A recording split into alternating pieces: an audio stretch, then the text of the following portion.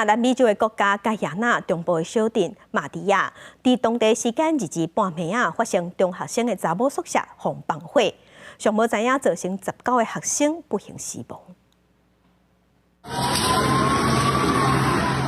半暝的大火看起来是真惊人，火灾发生伫南美洲北部的小国盖亚那的中部小镇马迪亚，是一个因为乌头团的产业无地做，人口愈来愈少的小镇。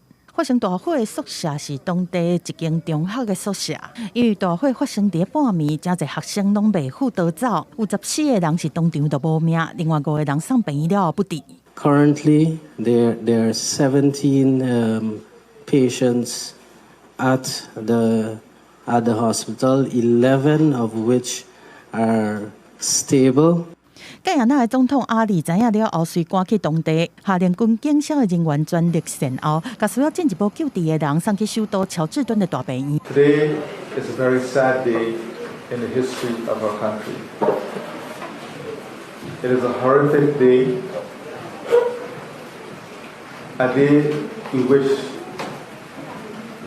would never have occurred.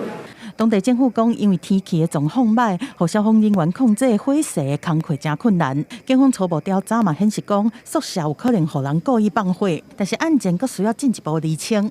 公视新闻7家人编译。